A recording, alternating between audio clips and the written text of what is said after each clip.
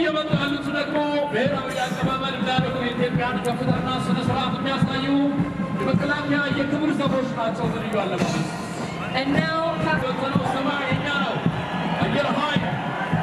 now passing before the guest of honor is the Ethiopian Air Force.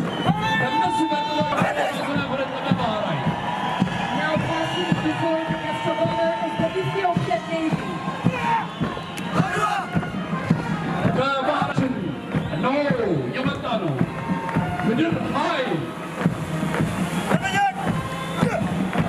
Now marching in formation with their green berets are the members of the ground forces. ጦርነት ለማን ምንም አይጠቅምም። ከጦርነት የሚተርፍ ነገር የለም። ጦርነት ደም ነው የሚፈሰው፣ ህዝብ ነው የሚያልቀው፣ ሀገር ናት የምትጠፋው። ህዝብ ማለት እኛ ሀገር ማለት ነው።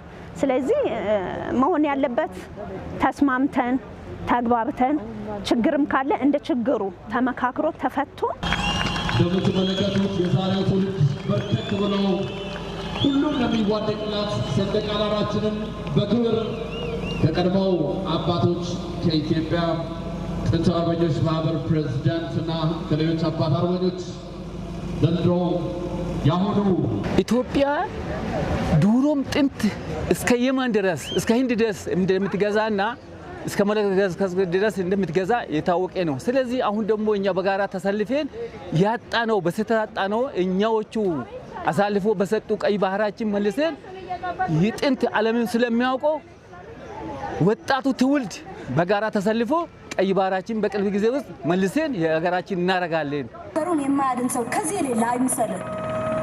ለገዛ ሀገሩ መሞት ጌጥ እንጂ ሞት አይደለም።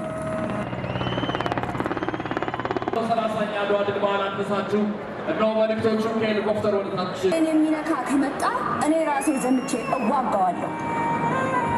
የኢትዮጵያን ክብር ለጠላት አሳልፈን አንሰጥም። የሚታየኝ ትልቅ ዳግም አድዋ አለ። የወደብ ጉዳይ ለኔ ወደባችን የማስመለስና ወደብ ብልጽግናችንን የማረጋገጥ ጉዳይ ለኔ ዳግም አድዋ ስለሚሆን ሁሉም ዜጋ ሁሉም ኢትዮጵያዊ ሰላምን ናፋቂ ሆኖ ሰላምን ሰባኪ ሆኖ ዳግም አድዋን በወደባችንን በማስመለስ ብልጽግናችንን በማረጋገጥ እንዲያሳካ ይሄ ነው ምኞቴ።